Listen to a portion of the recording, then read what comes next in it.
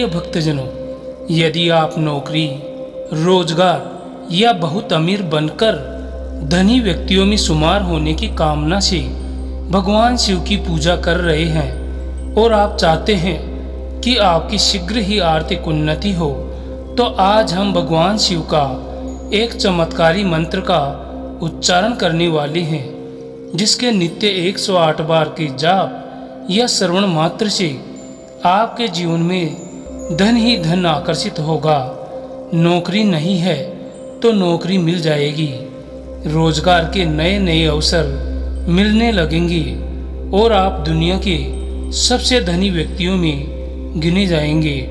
बस आपको नियमित सुबह और शाम इस मंत्र का जाप करना है, और अगर आप जाप करने में असमर्थ हो तो इस मंत्र को अपने मोबाइल फोन में चलाकर सुन भी सकते हैं।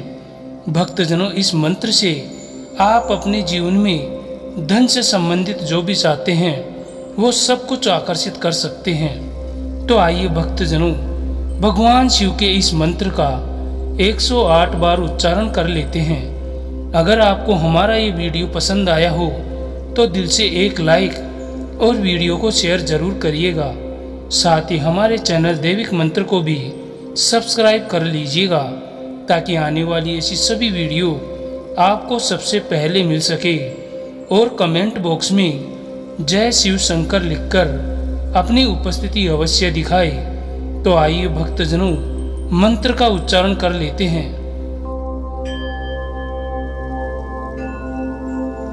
ओम विशुद्ध ज्ञान देहाय त्रिवेति दिव्य चक्षुषे श्रेयः प्राप्ति निमित्ताय नमः सौमाद्रधारिणी। ओम विशुद्ध ज्ञान देहाय त्रिवेति दिव्य चक्षुषे श्रेयः प्राप्ति निमित्ताय नमः सौमाद्रधारिणी। ओम विशुद्ध ज्ञान देहाय त्रिवेति दिव्य चक्षुषे श्रेयः प्राप्ति निमित्ताय नमः सौमाद्रधारिणी। ओम विशुद्ध ज्ञान देहाय त्रिवेति दिव्य चक्षुषे श्रेयः प्राप्ति निमित्ताय नमः सौमाद्रधारिणी। ओम विशुद्ध ज्ञान देहाय त्रिवेति दिव्य चक्षुषे श्रेयः प्राप्ति निमित्ताय नमः सौमाद्रधारिणी। ओम विशुद्ध ज्ञान देहाय त्रिवेति दिव्य चक्षुषे श्रेयः प्राप्ति निमित्ताय नमः सौमाद्रधारिणी। ओम विशुद्ध ज्ञान देहाय त्रिवेति दिव्य चक्षुषे श्रेयः प्राप्ति निमित्ताय नमः सौमाद्रधारिणी। ओम विशुद्ध ज्ञान देहाय त्रिवेति दिव्य चक्षुषे श्रेयः प्राप्ति निमित्ताय नमः सौमाद्रधारिणी। ओम विशुद्धज्ञानदेहाय त्रिवेति दिव्यचक्षुषे श्रेयः प्राप्तिनिमित्ताय नमः सौमार्द्रधारिणी। ॐ विशुद्धज्ञानदेहाय त्रिवेति दिव्यचक्षुषे श्रेयः प्राप्तिनिमित्ताय नमः सौमार्द्रधारिणी। ॐ विशुद्धज्ञानदेहाय त्रिवेति दिव्यचक्षुषे श्रेयः प्राप्तिनिमित्ताय नमः सौमार्द्रधारिणी। ॐ विशुद्धज्ञानदेहाय त्रिवेति दिव्यचक्षुषे श्रेयः प्राप्तिनिमित्ताय नमः सौमार्द्रधारिणी। ॐ विशुद्धज्ञानदेहाय त्रिवेति दिव्यचक्षुषे श्रेयः प्राप्तिनिमित्ताय नमः सौमार्द्रधारिणी। ॐ विशुद्धज्ञानदेहाय त्रिवेति दिव्यचक्षुषे श्रेयः प्राप्तिनिमित्ताय नमः सौमार्द्रधारिणी। ॐ विशुद्धज्ञानदेहाय त्रिवेति दिव्यचक्षुषे श्रेयः प्राप्तिनिमित्ताय नमः सौमार्द्रधारिणी। ॐ विशुद्धज्ञानदेहाय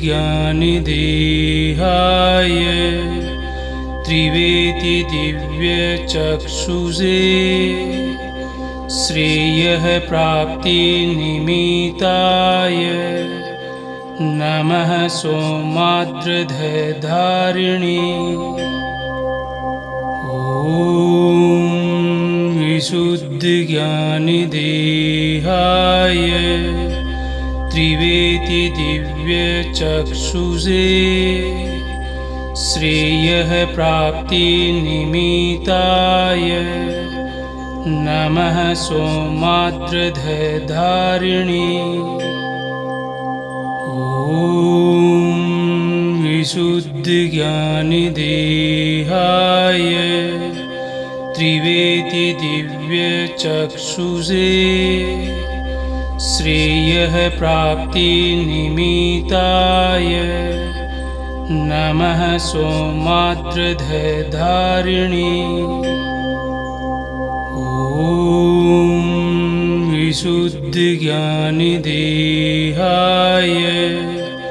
त्रिवेति दिव्यचक्षुषे श्रेयः प्राप्तिनिमित्ताय नमः सौमार्द्रधारिणी। ॐ विशुद्धज्ञानदेहाय त्रिवेति दिव्यचक्षुषे श्रेयः प्राप्तिनिमित्ताय नमः सौमार्द्रधारिणी। ॐ विशुद्धज्ञानदेहाय त्रिवेति दिव्यचक्षुषे श्रेयः प्राप्तिनिमित्ताय नमः सौमात्रधधारिणी। ॐ विशुद्धज्ञानदेहाय त्रिवेति दिव्यचक्षुषे श्रेयः प्राप्तिनिमित्ताय नमः सौमात्रधधारिणी। ॐ विशुद्धज्ञानदेहाय त्रिवेति दिव्यचक्षुषे श्रेयः प्राप्तिनिमित्ताय नमः सौमात्रधधारिणी। ॐ विशुद्धज्ञानदेहाय त्रिवेति दिव्यचक्षुषे श्रेयः प्राप्तिनिमित्ताय नमः सौमात्रधधारिणी। ॐ विशुद्धज्ञानदेहाय त्रिवेति दिव्यचक्षुषे श्रेयः प्राप्तिनिमित्ताय नमः सौमात्रधधारिणी। ॐ विशुद्धज्ञानदेहाय त्रिवेति दिव्यचक्षुषे श्रेयः प्राप्तिनिमित्ताय नमः सौमात्रधधारिणी। ॐ विशुद्धज्ञानदेहाय त्रिवेति दिव्यचक्षुषे श्रेयः प्राप्तिनिमित्ताय नमः सौमात्रधधारिणी। ॐ विशुद्धज्ञानदेहाय त्रिवेति दिव्यचक्षुषे श्रेयः प्राप्तिनिमित्ताय नमः सौमात्रधधारिणी। ॐ विशुद्धज्ञानदेहाय त्रिवेति दिव्यचक्षुषे श्रेयः प्राप्तिनिमित्ताय नमः सौमात्रधधारिणी। ॐ विशुद्धज्ञानदेहाय त्रिवेति दिव्यचक्षुषे श्रेयः प्राप्तिनिमित्ताय नमः सौमात्रधधारिणी।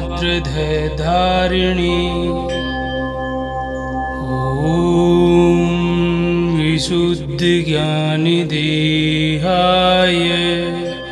त्रिवेति दिव्यचक्षुषे श्रेयः प्राप्तिनिमित्ताय नमः सौमात्रधधारिणी। ॐ विशुद्धज्ञानदेहाय त्रिवेति दिव्यचक्षुषे श्रेयः प्राप्तिनिमित्ताय नमः सौमात्रधधारिणी। ॐ विशुद्धज्ञानदेहाय त्रिवेति दिव्यचक्षुषे श्रेयः प्राप्तिनिमित्ताय नमः सौमात्रधधारिणी। ॐ विशुद्धज्ञानदेहाय त्रिवेति दिव्यचक्षुषे श्रेयः प्राप्तिनिमित्ताय नमः सौमार्द्रधारिणी। ॐ विशुद्धज्ञानदेहाय त्रिवेति दिव्यचक्षुषे श्रेयः प्राप्तिनिमित्ताय नमः सौमार्द्रधारिणी। ॐ विशुद्धज्ञानदेहाय त्रिवेति दिव्यचक्षुषे श्रेयः प्राप्तिनिमित्ताय नमः सौमार्द्रधारिणी। ॐ विशुद्धज्ञानदेहाय त्रिवेति दिव्यचक्षुषे श्रेयः प्राप्तिनिमित्ताय नमः सौमार्द्रधारिणी। ॐ विशुद्धज्ञानदेहाय त्रिवेति दिव्यचक्षुषे श्रेयः प्राप्तिनिमित्ताय नमः सौमार्द्रधारिणी। ॐ विशुद्धज्ञानदेहाय त्रिवेति दिव्यचक्षुषे श्रेयः प्राप्तिनिमित्ताय नमः सौमार्द्रधारिणी। ॐ विशुद्धज्ञानदेहाय त्रिवेति दिव्यचक्षुषे श्रेयः प्राप्तिनिमित्ताय नमः सौमार्द्रधारिणी। ॐ विशुद्धज्ञानदेहाय त्रिवेति दिव्यचक्षुषे श्रेयः प्राप्तिनिमित्ताय नमः सौमार्द्रधारिणी। ॐ विशुद्धज्ञानदेहाय त्रिवेति दिव्यचक्षुषे श्रेयः प्राप्तिनिमित्ताय नमः सौमार्द्रधारिणी। ॐ विशुद्धज्ञानदेहाय त्रिवेति दिव्यचक्षुषे श्रेयः प्राप्तिनिमित्ताय नमः सौमार्द्रधारिणी। ॐ विशुद्धज्ञानदेहाय त्रिवेति दिव्यचक्षुषे श्रेयः प्राप्तिनिमित्ताय नमः सौमार्द्रधारिणी। ॐ विशुद्धज्ञानदेहाय त्रिवेति दिव्यचक्षुषे श्रेयः प्राप्तिनिमित्ताय नमः सौमार्द्रधारिणी। ॐ विशुद्धज्ञानदेहाय त्रिवेति दिव्यचक्षुषे श्रेयः प्राप्तिनिमित्ताय नमः सौमार्द्रधारिणी। ॐ विशुद्धज्ञानदेहाय त्रिवेति दिव्यचक्षुषे श्रेयः प्राप्तिनिमित्ताय नमः सौमार्द्रधारिणे। ॐ विशुद्धज्ञानदेहाय त्रिवेति दिव्यचक्षुषे श्रेयः प्राप्तिनिमित्ताय नमः सौमार्द्रधारिणे। ॐ विशुद्धज्ञानदेहाय त्रिवेति दिव्यचक्षुषे श्रेयः प्राप्तिनिमित्ताय नमः सौमार्द्रधारिणे। ॐ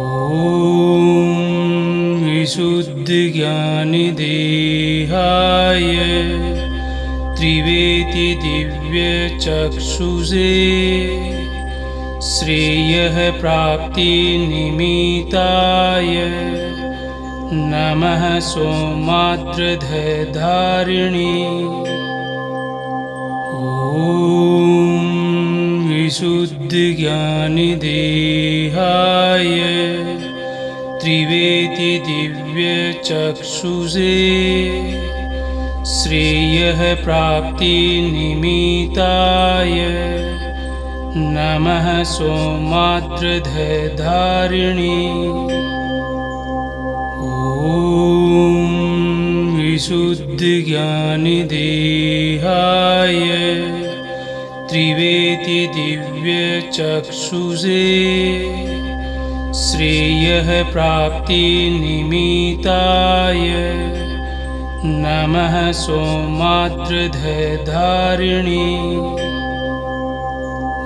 ॐ विशुद्धज्ञानदेहाय त्रिवेति दिव्यचक्षुषे श्रेयः प्राप्तिनिमित्ताय नमः सौमार्द्रधारिणे। ॐ विशुद्धज्ञानदेहाय त्रिवेति दिव्यचक्षुषे श्रेयः प्राप्तिनिमित्ताय नमः सौमार्द्रधारिणे। ॐ विशुद्धज्ञानदेहाय त्रिवेति दिव्यचक्षुषे श्रेयः प्राप्तिनिमित्ताय नमः सौमार्द्रधारिणे। ॐ विशुद्धज्ञानदेहाय त्रिवेति दिव्यचक्षुषे श्रेयः प्राप्तिनिमित्ताय नमः सौमार्द्रधारिणे।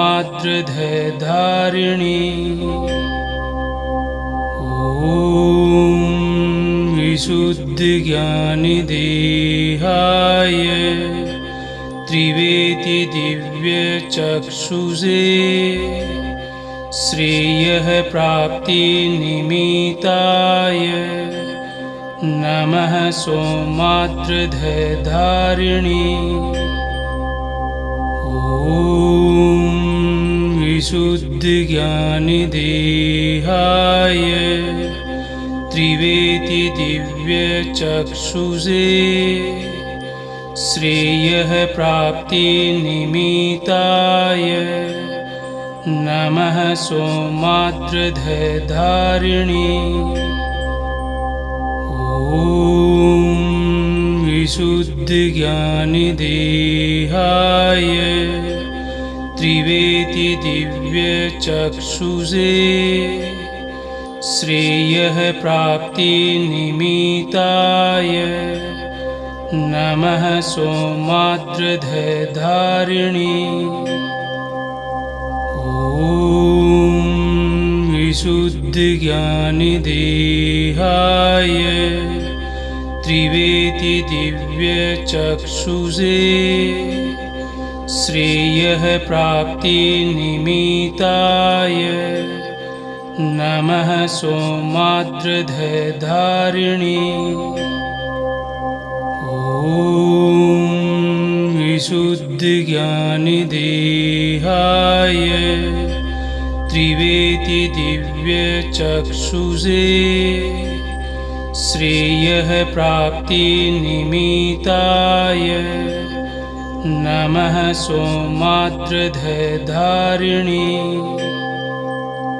ॐ विशुद्धज्ञानदेहाय त्रिवेति दिव्यचक्षुषे श्रेयः प्राप्तिनिमित्ताय नमः सौमार्द्रधारिणी। ॐ विशुद्धज्ञानदेहाय त्रिवेति दिव्यचक्षुषे श्रेयः प्राप्तिनिमित्ताय नमः सौमार्द्रधारिणी। ॐ विशुद्धज्ञानदेहाय त्रिवेति दिव्यचक्षुषे श्रेयः प्राप्तिनिमित्ताय नमः सौमार्द्रधारिणी। ॐ विशुद्धज्ञानदेहाय त्रिवेति दिव्यचक्षुषे श्रेयः प्राप्तिनिमित्ताय नमः सौमार्द्रधारिणी। ॐ विशुद्धज्ञानदेहाय त्रिवेति दिव्यचक्षुषे श्रेयः प्राप्तिनिमित्ताय नमः सौमार्द्रधारिणी। ॐ विशुद्धज्ञानदेहाय त्रिवेति दिव्यचक्षुषे श्रेयः प्राप्तिनिमित्ताय नमः सौमार्द्रधारिणी।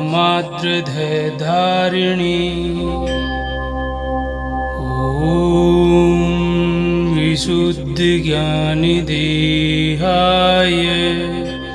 त्रिवेति दिव्यचक्षुषे श्रेयः प्राप्तिनिमित्ताय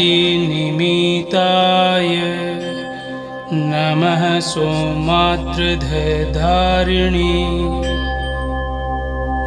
ॐ विशुद्धज्ञानदेहाय त्रिवेति दिव्यचक्षुषे श्रेयः प्राप्तिनिमित्ताय नमः सौमार्द्रधारिणी। ॐ विशुद्धज्ञानदेहाय त्रिवेति दिव्यचक्षुषे श्रेयः प्राप्तिनिमित्ताय नमः सौमार्द्रधारिणी।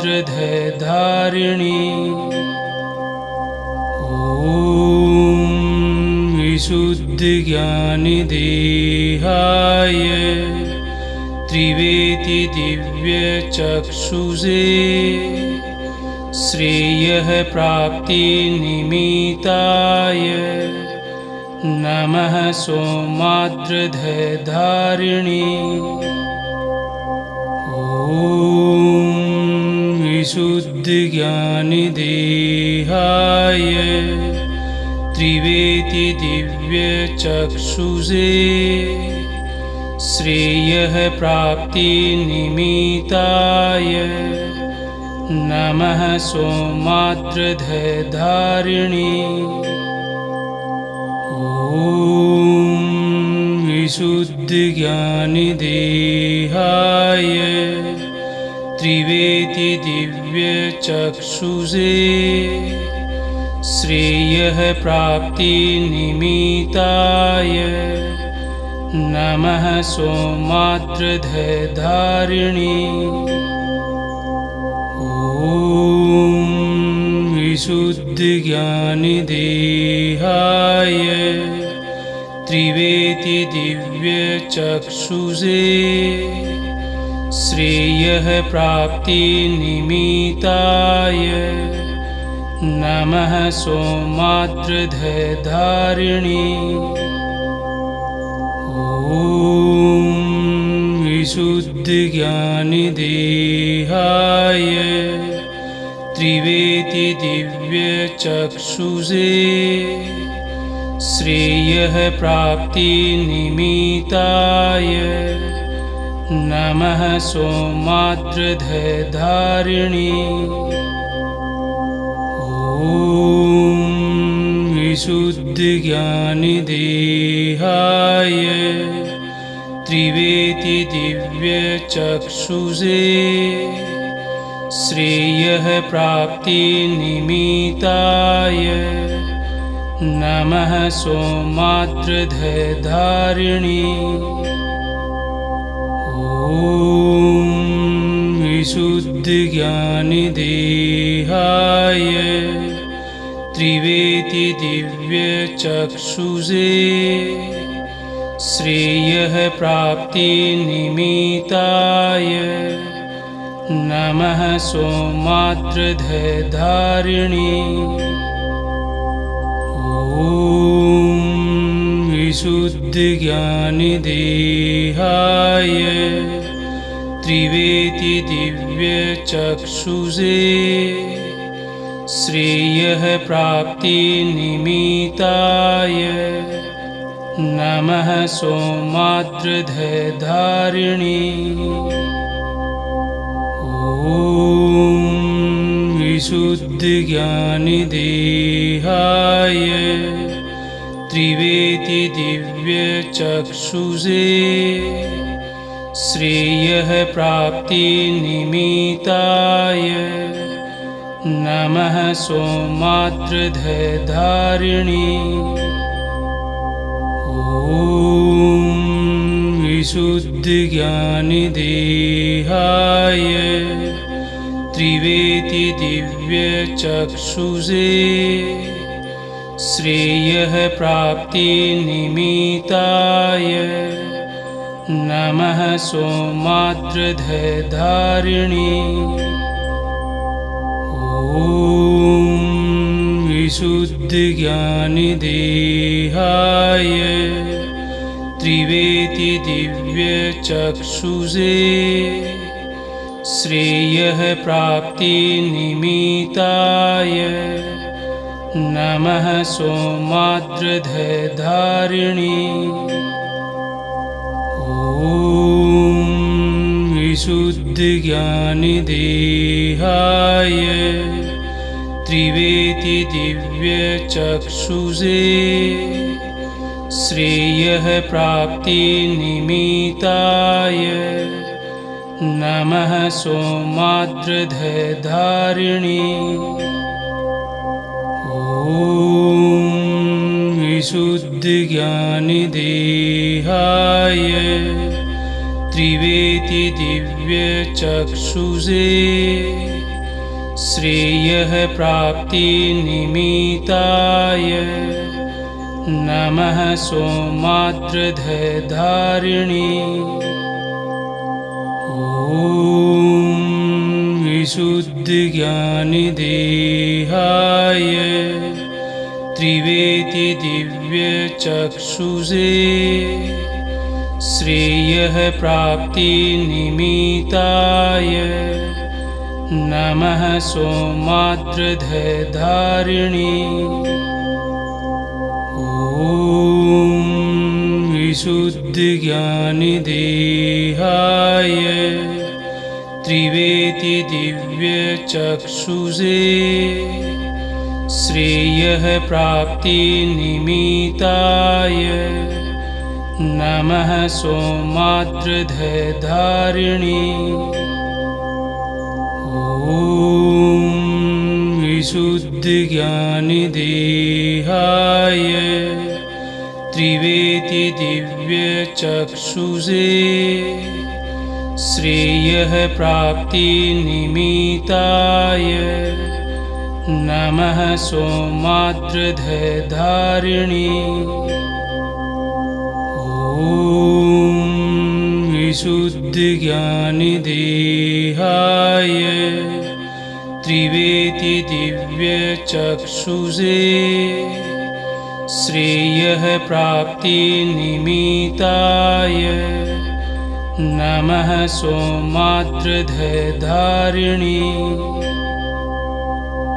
ॐ विशुद्धज्ञानदेहाय त्रिवेति दिव्यचक्षुषे श्रेयः प्राप्तिनिमित्ताय नमः सौमार्द्रधधारिणी। ॐ विशुद्धज्ञानदेहाय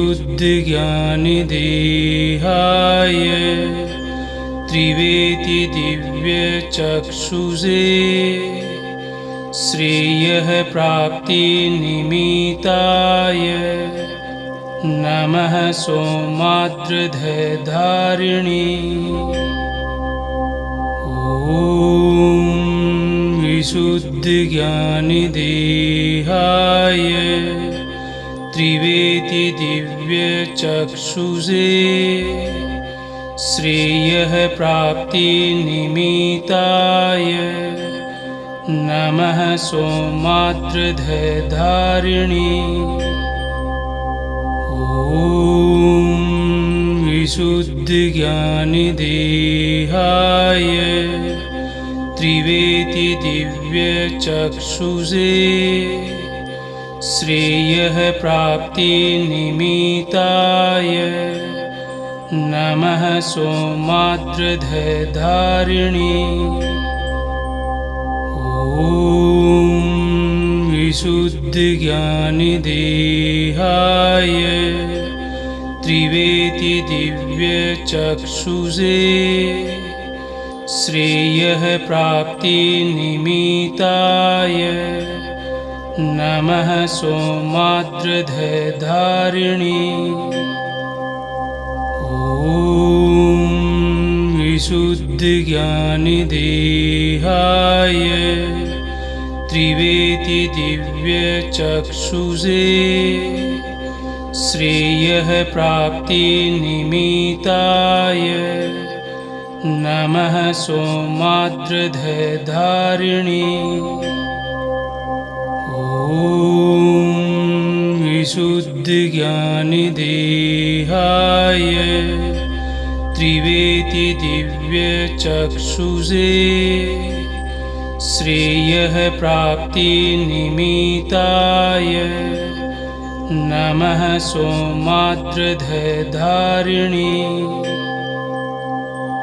ॐ विशुद्धज्ञानदेहाय त्रिवेति दिव्यचक्षुषे श्रेयः प्राप्तिनिमित्ताय नमः सौमार्द्रधधारिणी। ॐ विशुद्धज्ञानदेहाय त्रिवेति दिव्यचक्षुषे श्रेयः प्राप्तिनिमित्ताय नमः सौमार्द्रधधारिणी। ॐ विशुद्धज्ञानदेहाय त्रिवेति दिव्यचक्षुषे श्रेयः प्राप्तिनिमित्ताय नमः सौमार्द्रधारिणी। ॐ विशुद्धज्ञानदेहाय त्रिवेति दिव्यचक्षुषे श्रेयः प्राप्तिनिमित्ताय नमः सौमार्द्रधारिणी।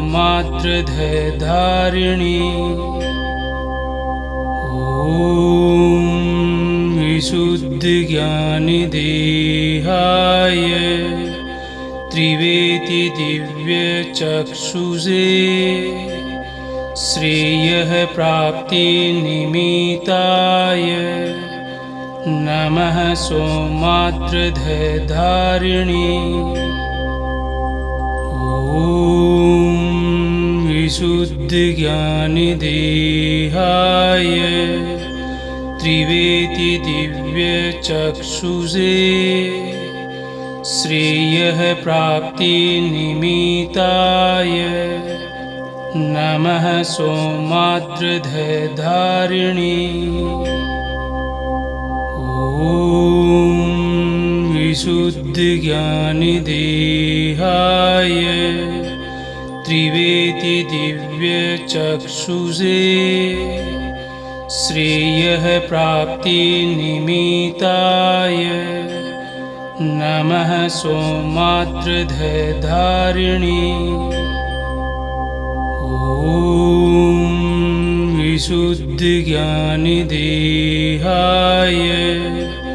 त्रिवेति दिव्यचक्षुषे श्रेयः प्राप्तिनिमित्ताय नमः सौमार्द्रधारिणी।